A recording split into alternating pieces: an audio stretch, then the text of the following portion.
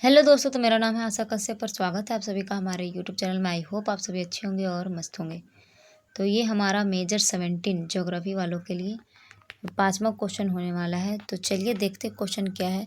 अगर आप हमारे चैनल पर नए हो तो प्लीज़ चैनल को सब्सक्राइब कर लें और वीडियो अगर अच्छा लगे तो प्लीज़ वीडियो को लाइक ज़रूर कर दें और हो सके तो अपने दोस्तों के साथ भी शेयर कर दें। तो चलिए देखते हैं हमारा क्वेश्चन क्या है। हिंद महासागर के भू राजनीतिक एवं भू आर्थिक महत्व का विश्लेषण कीजिए। यानी कि हिंद महासागर का जो भू राजनीतिक एवं भू आर्थिक महत्व जो है उसके बारे में वर्णन करने के लिए बोला जा रहा है। तो चलिए उत्तर को जानते हैं। उत्तर क्या है? हिंद महासागर विश्व का तीसरा सबसे बड़ा महासागर है। यह एशिया, अफ्रीका और ऑस्ट्रेलिया महाद्वीप से घिरा हुआ है। प्राचीन काल से ही यह व्यापार, संपर्क और सभ्यताओं के विकास का महत्वपूर्ण मार्ग रहा है। आज के समय में हिंद महासागर का महत्व और भी बढ़ गया है क्योंकि विश्व व्यापार, ऊर्जा और राष्ट्रीय राजनीति का बड़ा भाग इसी क्षेत्र से जुड़ा हुआ है। तो क्या है कि हिंद महासागर जो है वो विश्व का तीसरा सबसे बड़ा महासागर है और ये एशिया, अफ्रीका और ऑस्ट्रेलिया महाद्वीपों से ये क्या है तो घिरा हुआ है। और हिंद महासागर का जो है महत्व दिन प्रतिदिन बढ़ता जा रहा है। क्यों बढ़ता जा रहा है? क्योंकि जो समुद्री मार्ग है इसी के द्वारा क्या है तो विश्व व्यापार की जाती है, ठीक है, अंतर्राष्ट्रीय लेवल पे। इसलिए इसका महत्व दिन प्रतिदिन बढ़ता जा रहा है। हिंद महासागर के भू राजनीतिक महत्व निम्नलिखित है। तो कौन कौन से? पहला है सामरिक स्थिति। इसमें क्या है? सामरिक का मतलब क्या होता है कि जो खनिज है अब वो सिर्फ उद्योग या पैसे कमाने के लिए नहीं है, बल्कि वह जो है वो क्या है कि देश की सुरक्षा और सैन्य शक्ति के लिए भी क्या हो गया तो बहुत ज़्यादा ज़रूरी हो गया है।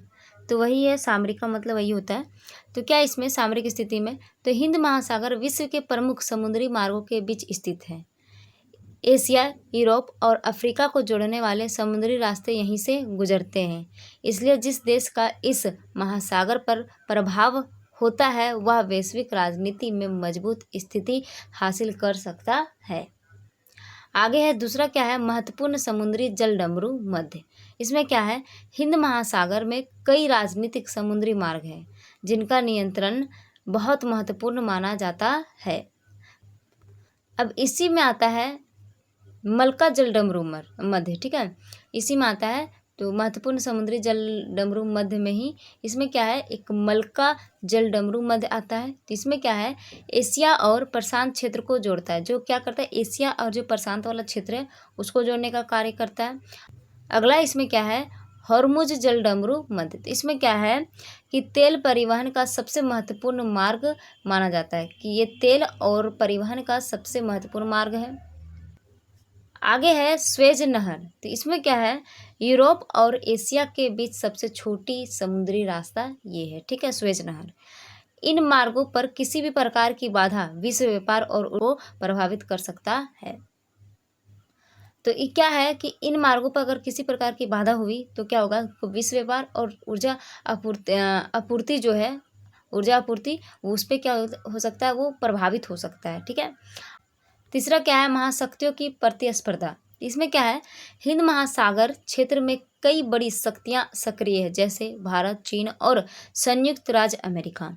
ये देश नौसैनिक अड्डे, समुद्री सुरक्षा और व्यापारिक मार्गों पर प्रभाव बढ़ाने का प्रयास करते हैं। इसलिए यह क्षेत्र वैश्विक शक्ति संतुलन का केंद्र बन गया है।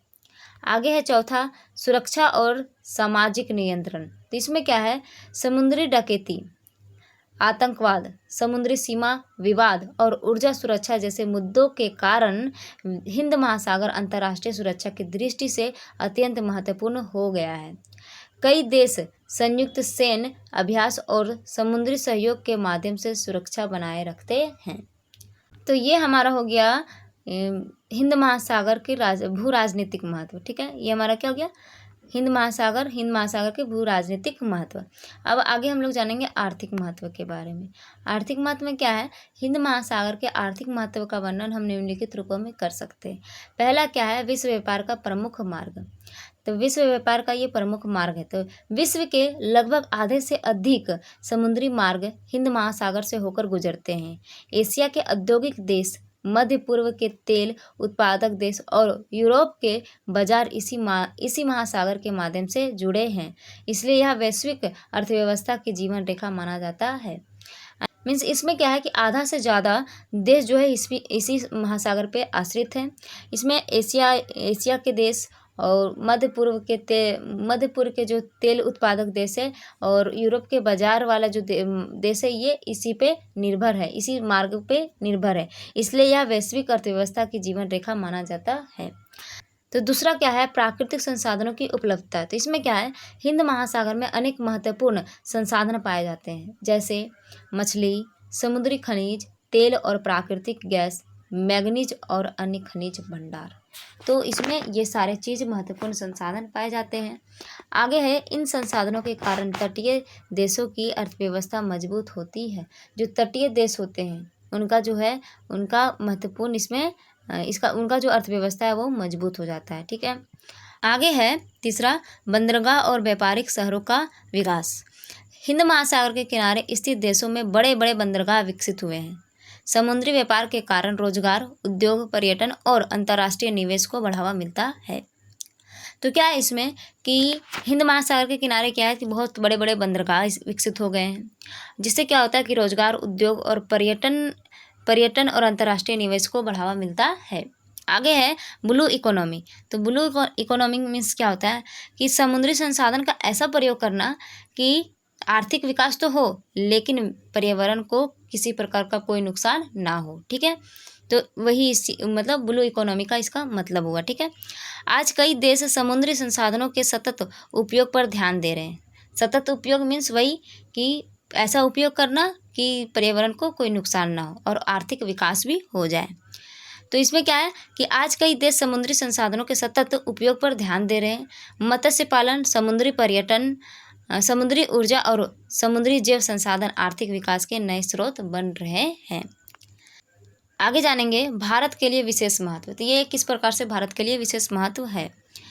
भारत की भौगोलिक स्थिति हिंद महासागर के केंद्र में स्थित है, इसलिए भारत के व्यापार, सुरक्षा, ऊर्जा आपूर्ति और विदेश नीति पर इस महासागर का सीधा प्रभाव पड़ता है।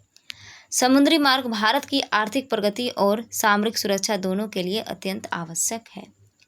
तो क्या है कि जो हम भारत का जो व्यापार वगैरह जो होता है, सुरक्षा, ऊर्जा आपूर्ति जो होती है, वो ज़्यादातर क्या है कि हिंद महासागर के जरिए होती है। और ये क्या है कि ये सामरिक सुरक्षा दोनों, यानी कि ये आर्थिक प्रगति की दृष्टि से भी महत्वपूर्ण है और सामरिक सुरक्षा, इन दोनों की दृष्टि से क्या है, ये अत्यंत महत्वपूर्ण है। किसके लिए? तो भारत के लिए। तो ये भारत के लिए विशेष महत्व रखती है हिंद महासागर। ठीक है, तो ये हमारा हो गया हिंद महासागर का भू राजनीतिक महत्व और आर्थिक महत्व। ठीक है, तो चलिए मिलते हैं नेक्स्ट वीडियो में। अभी के लिए इतना ही, और वीडियो अगर अच्छा लगा तो प्लीज़ वीडियो को लाइक कर दें और चैनल को सब्सक्राइब जरूर कर दें। धन्यवाद।